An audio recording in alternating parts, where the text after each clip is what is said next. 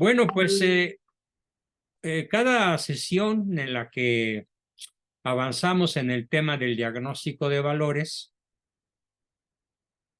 estamos profundizando y vamos a ir conociendo detalles, modalidades y otras muchas cosas diferentes a lo que hemos visto hasta ahora. Hemos visto ya de sobra, con mucho detalle, las ganancias y los objetivos de la evaluación que cada uno de ustedes puede hacer sobre su escala de valores. Por cierto, de todo el grupo, de todos los grupos, solo 2 personas han avanzado en su autoevaluación. Yo espero que conforme el tema se siga desenrollando, más personas se animen al entrar al diagnóstico. Mientras se animan, yo les quiero platicar cómo surgió esta herramienta formidable que nos permite, como lo dije ya en sesiones pasadas, conocernos muchísimo más profundamente que lo que normalmente se conoce a sí mismo una persona que nunca haga un análisis como el que estamos haciendo. Pero ahora, aparte de las ganancias y aparte de los objetivos que ya vimos, es muy importante adentrarnos en los antecedentes históricos de cómo surge esta herramienta para que la valoren más, la aprecien más y se decidan a hacerla de la mejor manera posible. Les platico que corre el año de 1971. Para entonces yo tenía 28 años. 20, ¿no? ¿Qué? Si nací en 43 para 71, sí, 28. Y me nombraron director de la División Psicología de la Universidad La Salle. Me nombró un gran amigo mío de aquella época, que además era mi alumno en ese tipo de cursos que yo ya impartía, nada más que en aquel entonces eran de tipo presencial. El señor se llamaba don Bernardo Ardavín Migoni. ¿Qué pasó él? Él era el rector de la universidad y yo era el director de la división psicología. O sea, yo estaba a cargo de los alumnos de la escuela de psicología, pero además estaba a cargo de construir las herramientas necesarias para evaluarlos y para evitar que se colaran personas que no tenían nada que hacer en la carrera de psicología, de la cual yo ya tenía el título de maestría. Bueno, en 1971, pues la dirección académica y la rectoría me solicitaron la creación de un instrumento de selección de alumnos y profesores. Me querían que yo creara, que yo inventara y diseñara un instrumento de selección para detectar con validez y confiabilidad, que son las dos grandes medidas en psicología, la validez y la confiabilidad de los instrumentos de selección, para evitar que a la universidad llegasen alumnos y maestros que tuvieran algunos de los siguientes rasgos. Ideología marxista. Corría desde el 1968 el movimiento de 68, acuérdense, que fue prácticamente en todo Occidente y que comienza principalmente en Francia. Y así se llamó en Francia el movimiento del 68. Y era un movimiento comunista que ahora está encaramado en el poder en México, que pretendía la abolición y la destrucción de la libre propiedad. Cosa que en México cada día estamos más cerca, todos los que tenemos algo, de ser despojados por la ideología marxista, irreductible y violenta que se maneja en el México de las altas esferas del gobierno. Lo mismo que en algunos grupos que andan por ahí, medio ocultos, que de vez en cuando asoman la nariz y que son grupos de narcoterroristas o de personas desviadas intelectualmente y que por desgracia están sobre todo en la Universidad Nacional Autónoma de México, en el Politécnico en menor grado y en mucho menor grado en universidades privadas. Curiosamente, esta herramienta se quedó ya de por vida en la Universidad La Salle y a la fecha el Departamento de Psicología sigue utilizando mi herramienta, la herramienta que yo diseñé, que se llama Diagnóstico de Valores Operantes Reales, para evitar que lleguen a la docencia o que lleguen a las filas de los alumnos personas pues de ideología marxista, irreductible y violenta. Claro, si tú le preguntas a uno de estos tipos, ¿es usted marxista? Pues de tonto te dice que sí, porque sabe que una universidad como La Salle y otras, pues no los dejarían entrar, no los dejarían entrar ni físicamente a la universidad, no digamos ya aceptarles la inscripción.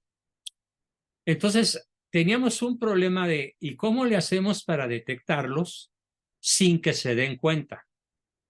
Que estamos buscando evitar que la planta de profesores sea contaminada por algún profesor marxista-leninista y que los salones de clase sean contaminados por alumnos con esta ideología que por aquel entonces estaba en boga. El ser comunista era algo así como, era visto como de mucha categoría, o como dicen ahora los chavos fresa, era muy cool. Qué expresión tan detestable me parece, pero las platico para que ustedes ubiquen cómo se veía en esos años el ser marxista. Muy cool. Qué ridículo, pero bueno, así lo decían. Aparte de evitar que se colara algún marxista, teníamos la idea de evitar que se colara algún fanático de cualquier color o modalidad sectaria. El fanatismo se da, desgraciadamente, en la religión católica. A veces reviste nombres muy piadosos para evitar, para esconder ese fanatismo. Que, por ejemplo, hay un grupo que yo los llamo los antipapistas o los sedevacantistas, que sostiene que después del San Pío XII, ojo con lo que voy a decir, no ha habido ningún otro papa válidamente electo.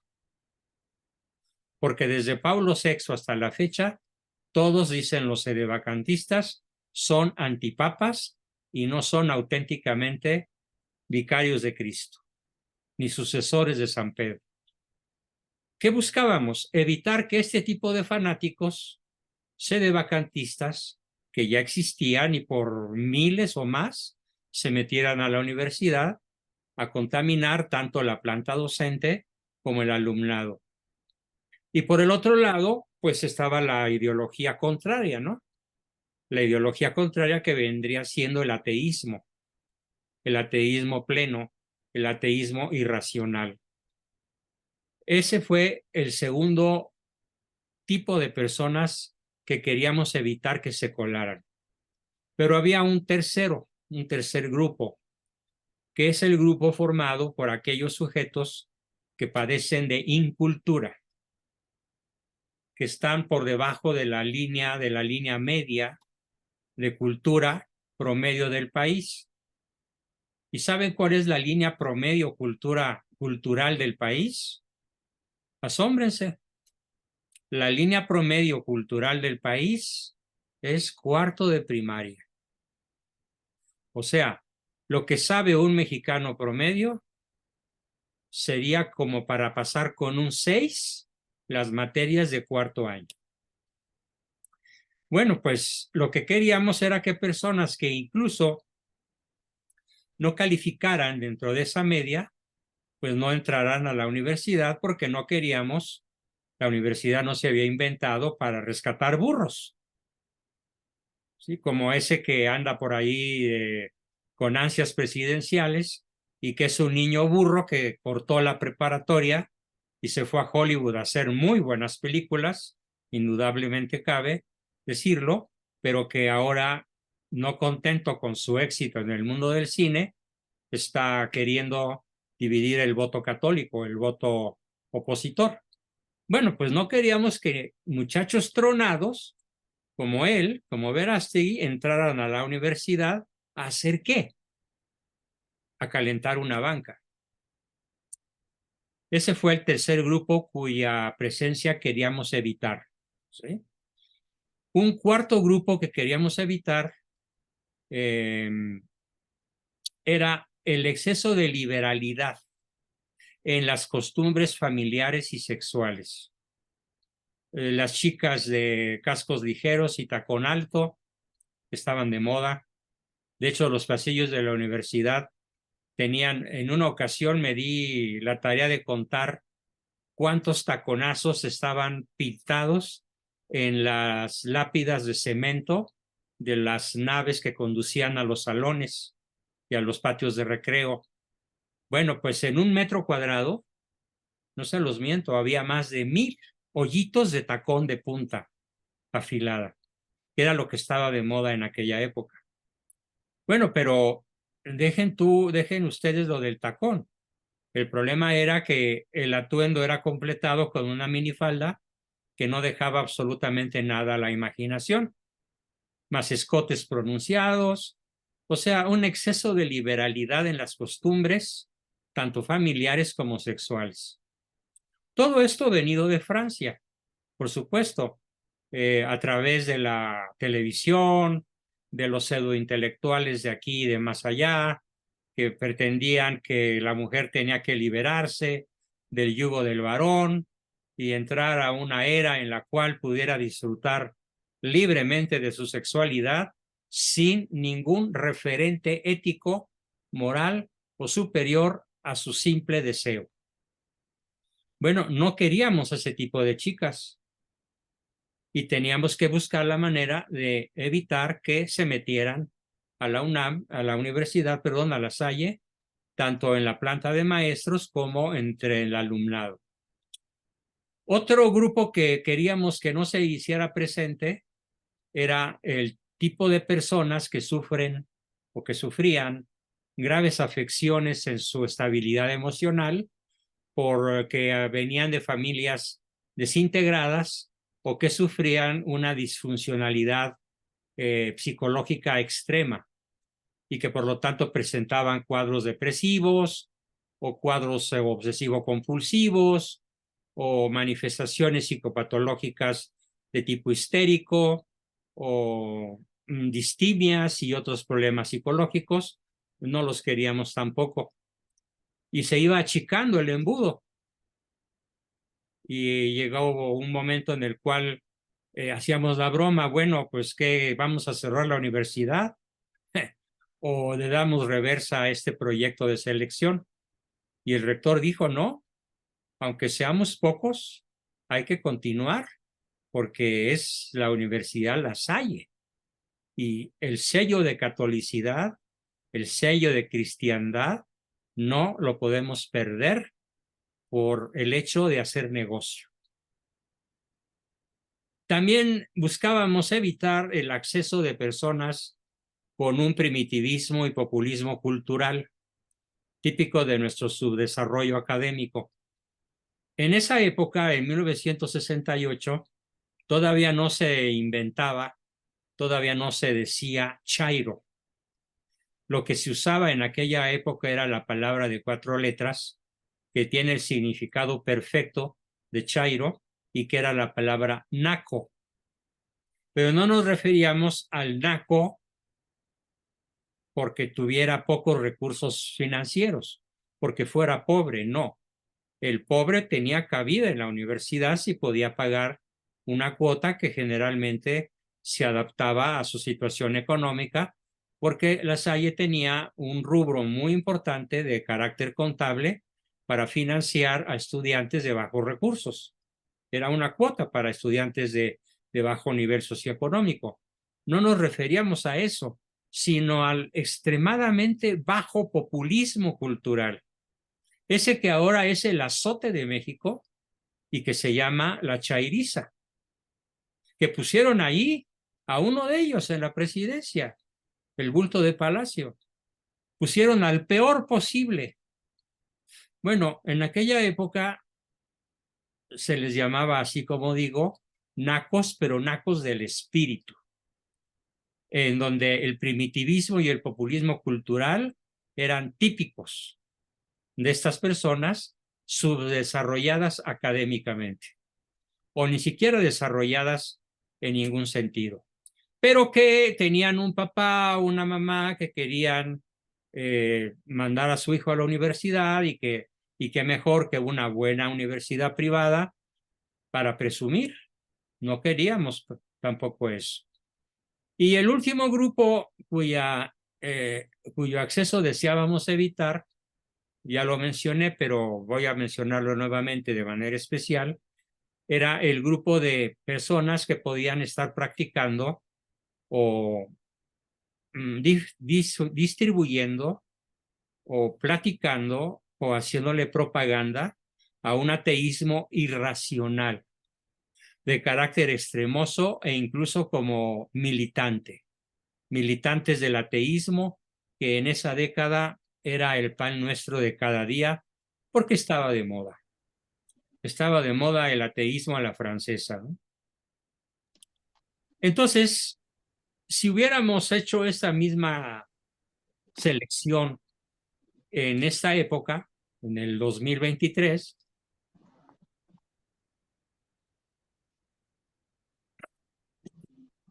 estaríamos añadiendo impedir el acceso de personas de pensamiento de izquierda. Una izquierda que se ha moderado, pero que es igualmente mafiosa, igualmente tramposa, y que tiene fines tan diabólicos y tan malévolos como los que tenían en 1968, pero que ahora han logrado disfrazarse de humanistas. Han logrado disfrazarse de benefactores de la humanidad y, por desgracia, con excepción de una republiquita pequeñísima, en todo el continente, desde Alaska hasta Patagonia, gobiernan, incluyendo al presidente Biden, de izquierda. ¿Cómo le hizo la izquierda para llegar al poder? Porque se metió por todas partes. Y cuando vio la izquierda que era rechazada, como lo hacíamos nosotros, por ejemplo, entonces urdió meterse, pero de manera más sutil, de manera más inteligente, desarrollando estrategias de penetración verdaderamente asombrosas. En pocas palabras, disfrazándose de lobos con piel de oveja. La Salle, en cierta forma, ha logrado evitar ese desastre, pero no así el resto de las universidades. Incluso aquí arriba, a 1 kilómetro de distancia y en un talud que mide como 200 metros de altura, se encuentra una de las universidades más famosas, supuestamente católicas, la Anáhuac, pero que ya está infiltrada.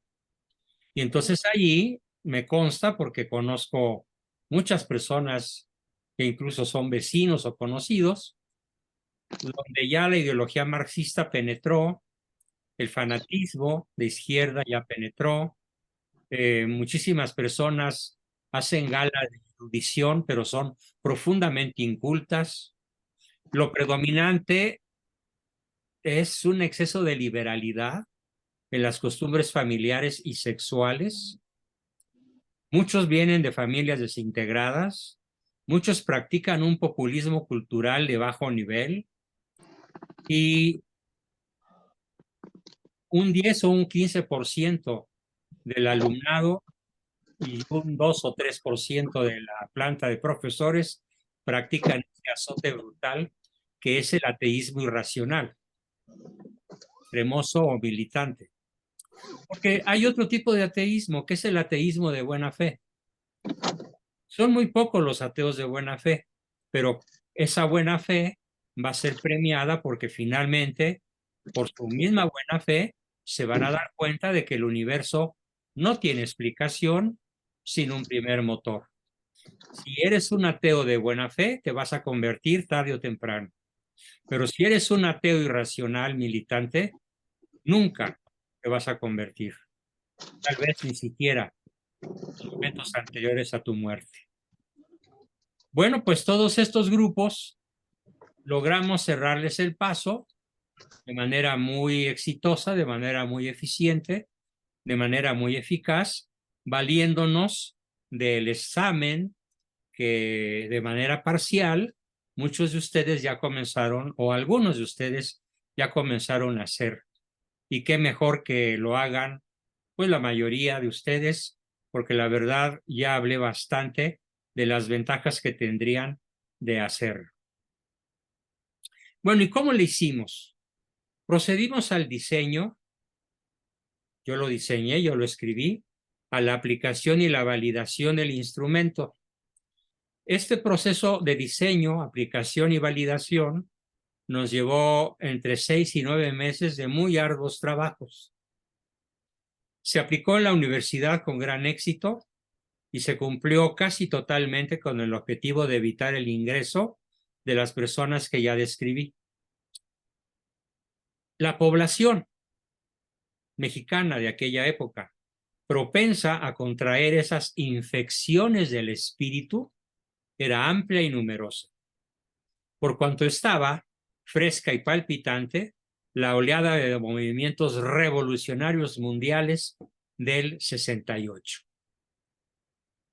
Con el paso de los años, diversas organizaciones empresariales se interesaron por el instrumento para la selección de sus cuadros ejecutivos, con lo que se inició un largo y profundo trabajo de afinación de la prueba, hasta llegar a su formato actual, que está vigente desde 1996. Hemos reunido a lo largo de todas estas décadas más de 25,000 casos de diversos grupos poblacionales, estudiantes, profesores, ejecutivos, empleados de nivel medio alto, etcétera, y con gran éxito, con los objetivos que ya expliqué en las sesiones pasadas y con las ganancias de ese instrumento que también ya expliqué, pudimos determinar en todos los grupos y personas que analizamos dos grandes grupos.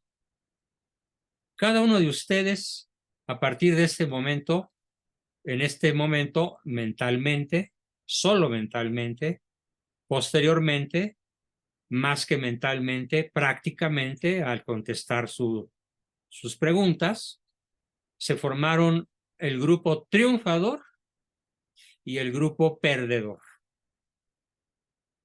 También con el tiempo surgió otro tipo de grupo al que llamamos el grupo trepador. Pero platiquemos primero de las características que tiene el grupo triunfador, al cual deseo que muchos de ustedes o todos ustedes pertenezcan. Y que si todavía no están ahí, porque su escala de valores todavía no se alinee de manera no perfecta, pero cercana a la excelencia, a lo que es la tabla ideal de valores universales, ya se las daré en su momento, muy probablemente en la próxima sesión, puedan compararse qué tan triunfadores son, qué tan perdedores son, o qué valores les hace falta reacomodar para poder entrar a lo que se llama grupo triunfador. Bien, ¿cuáles son las 5 características principales del grupo triunfador? Según este test creado por nosotros, son varias áreas. Después explico cuáles son las 5 áreas con sus resultados. pero ahorita nada más las voy a mencionar. Estilo de mando. ¿Cuál es tu estilo de mando? No es lo mismo un estilo de mando triunfador y un estilo de mando perdedor o un estilo de mando trepador. Son terriblemente distintos. La siguiente área, ¿cómo son tus relaciones interpersonales? La siguiente, ¿qué tan investigador eres? ¿O qué tan codependiente eres? Codependiente es un tipo de relación tremendamente improductiva, ineficaz, ineficiente, muy tormentosa, y la puedo definir con una famosísima canción de José Alfredo Jiménez, aquella que dice: ni contigo ni sin ti tienen mis males remedio, ni contigo porque me matas, ni sin ti porque me muero. Esa es una relación codependiente. Se analiza para ver si tu relación no es codependiente o si lo es, porque si es codependiente, definitivamente no puedes calificar en el grupo triunfador. También se buscó cómo tratas a tus hijos, cómo te llevas con tus jefes, con tus compañeros o subordinados más cercanos, y así fue como se descubrieron o se concretaron las características del grupo triunfador. Vamos a ver cuáles son las 5 características del grupo triunfador, y cada uno de ustedes mentalmente ahorita y al rato de viva voz, si gustan, con las preguntas que me hagan, con las aportaciones que me hagan, pueden irse ubicando en cualquiera de los grupos que voy a describir. En el grupo triunfador vamos a encontrar una amplia predominancia del estilo de liderazgo denominado padre adulto o líder transformador, cuyas 3 características principales son: no busca hacer que el otro haga, busca hacer que el otro quiera. Este estilo de liderazgo, sobre todo en el hogar, aparte de eso de no hacer que hagan, sino hacer que quieran, se manifiesta porque el padre o madre que practican este liderazgo transformador nunca, por ningún motivo, en ninguna ocasión, por ninguna causa, les retiran su afecto a sus hijos. Ni a los pequeños, ni a los niños, ni a los adolescentes, ni a los adultos. Puede haber diferencias de criterio. El hijo puede cometer graves errores de diferentes tipos. Errores de la vida cotidiana, errores profesionales, errores escolares, errores en términos de obediencia o docilidad. Pero una de las características fundamentales del padre adulto triunfador es esta que acabo de decir: en ningún momento retira el afecto explícito a sus hijos. Obviamente tampoco a su pareja, tampoco a su cónyuge. Aparte de la predominancia del estilo padre adulto, líder transformador, con estas 2 características, y falta una tercera. Aparte de nunca retirar el afecto, él no se enoja. Disiente, señala, reconviene, regaña, pero no se enoja, porque sabe muy bien que el que se enoja pierde. Y el niño, cuando ve a su padre enojado, no se queda con el contenido del mensaje del enojo, únicamente capta el enojo, pero es incapaz de captar el mensaje. Por lo tanto, no puede calificar como un triunfador el padre que no logra transmitir a sus hijos el mensaje, la reconvención, el señalamiento, la extrañeza, el regaño, el señalamiento del error, porque el niño cuyo padre se enoja no capta el contenido del mensaje, solamente capta la rabia, el gesto adusto, la amenaza de golpe o incluso el golpe, aunque no sea muy duro, y peor si lo es. Ese fue el grupo A. Para pasar a formar parte del estilo triunfador, de los valores del triunfador. Segunda característica. ¿Tienes una bien ganada fama de persona establemente ética, aunque no seas perfecta ni perfeccionista? Es decir, en el círculo en el que te mueves, ¿cómo eres visto? ¿Como una persona que fácilmente puede hacer trampa? ¿Como una persona de palabra de honor? ¿Como una persona que cumple con sus compromisos? ¿Como una persona leal, trabajadora? ¿O como una persona poco seria? No. El triunfador tiene una fama estable de persona ética, aunque no de perfección ni de perfeccionismo. La siguiente, la número 3. ¿Tienes habilidad para relacionarte y tomar decisiones frías, inteligentes, racionales, no viscerales?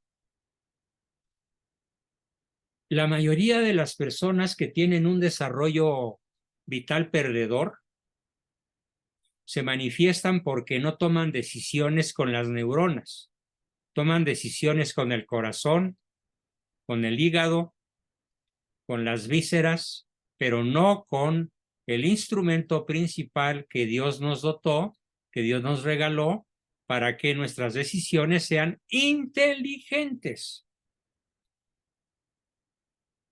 para poder inteligir dentro del asunto.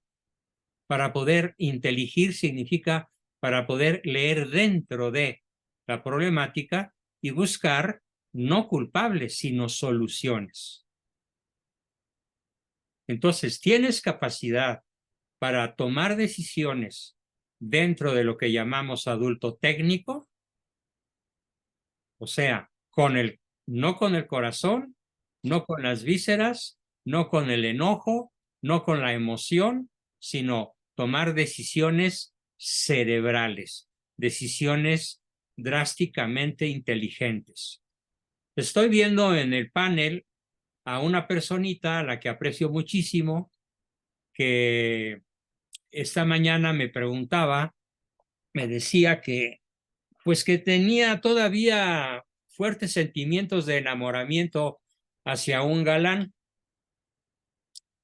y que ese galán, después de 3 meses de separación, en la que ella dejó de ser su novia, le escribió una carta muy afectuosa donde le pide perdón, le dice que ya está en terapia, etcétera, etcétera, etcétera, pero resulta que le movió el tapete, le movió el corazón. Y entonces mi papel como terapeuta fue volverla a ubicar de tal manera que tome decisiones con la inteligencia. Y si toma decisiones inteligentes, la inteligencia le va a decir, ya lo conoces. Y en este caso, en especial, genio y figura hasta la sepultura. Por muchas razones que yo le expliqué ya en otras ocasiones.